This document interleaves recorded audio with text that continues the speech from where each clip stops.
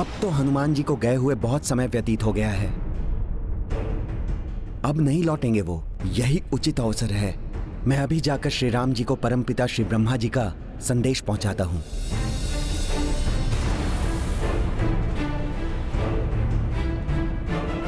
श्री रामचंद्र की जय।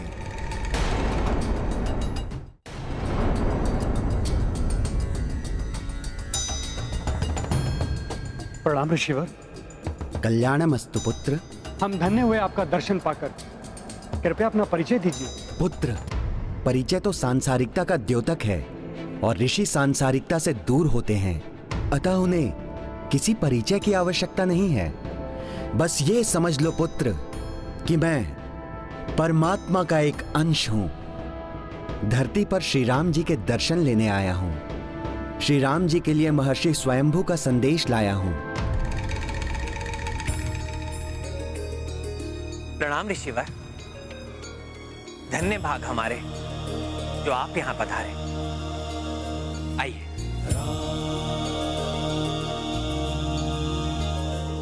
हम यूं ही हाथ पर हाथ रखे नहीं बैठ सकते भरत काका श्री। हमें शीघ्र ही कुछ करना होगा। किंतु क्या करें हम? हनुमान जी ने यहाँ आने से पूर्व हमें गंधर्वों के अस्त्रों पर प्रहार ना करने का निर्देश दिया था। किंतु हनुमान जी हैं कहाँ? हमने उन्हें मानसिक रूप से संदेश तो भेजा है, कदाचित आ जाएं वो। वो रहे हनुमान जी। लवकुश, इन गंधर्वों को रोकने का एक ही उपाय है कि गंधर्वों को हम उनके छुपने के स्थान से बाहर निकालें। अतः तुम अपने दिव्य बाणों का सोच समझकर प्रयोग करो। जो आज्ञा हनुमान जी। कौन सा दिव्य बाण उचित रहेगा जिससे गंधर्व गंधराओं से बाहर आने के लिए विवश हो जाएं? सखा, जागृत दिव्यास्त्र हैं ये, किंतु मैं इन्हें आगे नहीं बढ़ने दूंगा। काका श्री भरत, काका श्री शत्रुघ्न, तत्पर हो जाइए गंधर्वों का अंत करने के लिए। हम उन्हें उनके छुपने के स्थान से बाहर निकलने के लिए विवश करते हैं।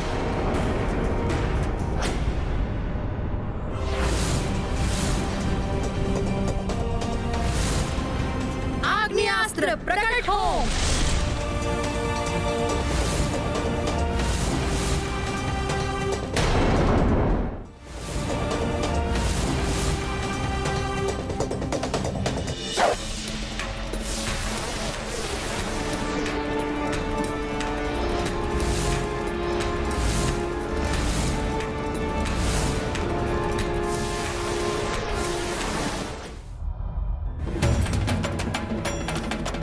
बहुत अच्छे लवकुश, अब तो गंधर्वों को बाहर निकलना ही पड़ेगा।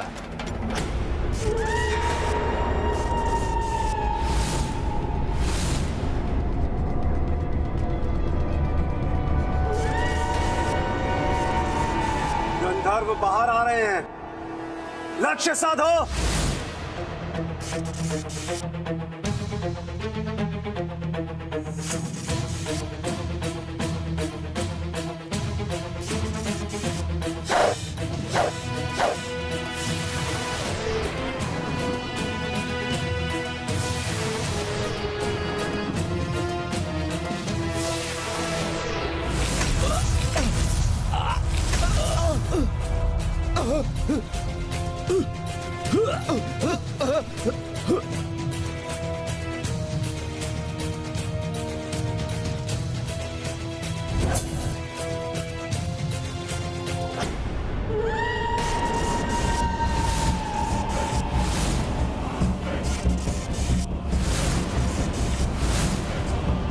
गंधर्व सैनिक तो बाहर आ गए, किंतु इनका सेनापति तावमुख और पुष्कल नहीं दिखाई दे रहे।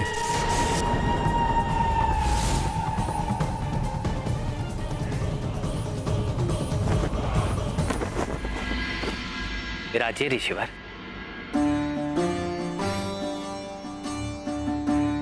बताइए, क्या संदेश लाए आप मेरे लिए? और ये महर्षि स्वयंभू कौन है?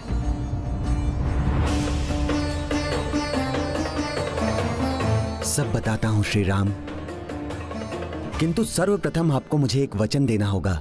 हमारे मध्य जो भी वार्तालाप होगी उसके साक्षी मात्र आप और हम हैं।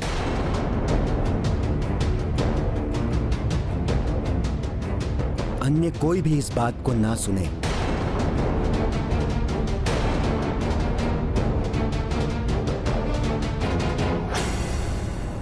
ऐसा क्या है ऋषिवर?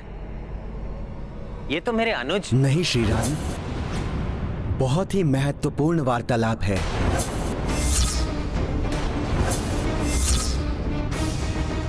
और हमारे इस वार्तालाप में हस्तक्षेप ना हो, ये निश्चित करने के लिए आपको ये विधान लेना होगा कि हमारे वार्तालाप में कोई व्यवधान उत्पन्न करे तो आप उसे मृत्यु दंड देंगे।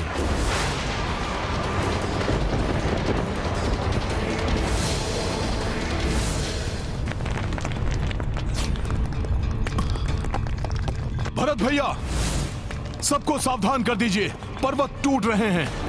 बस प्रहार रोक दो।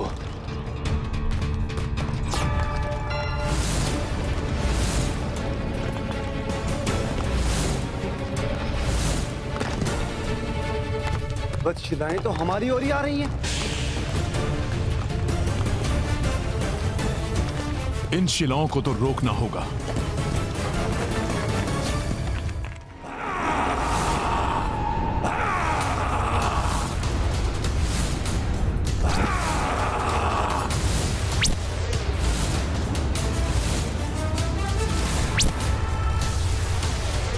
सावधान, तावमुख पुनः प्रहार कर रहा है।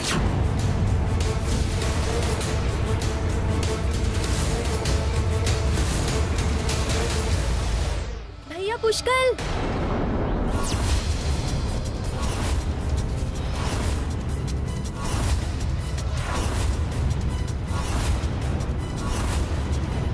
बस बहुत हो गई तुम सबकी वीरता।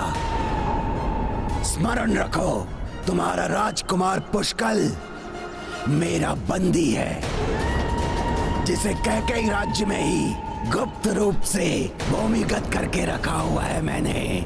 यहाँ का राजा युद्धजीत भी उसे ढूंढ नहीं पाएगा। कायर एक बालक को ढाल बना रहा है। चिल्लाओ मत, तुम्हारी छोटी सी भी भूल पुष्कल के जीवन के अंत का कारण बन सकती है।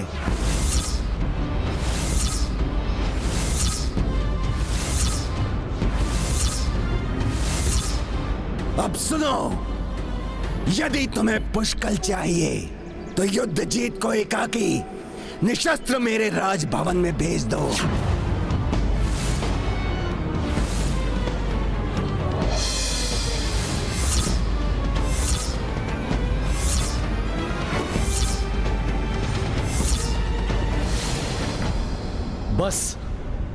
बस भरत, मेरे कारण पहले ही आप सब पर बहुत संकट आ चुके हैं।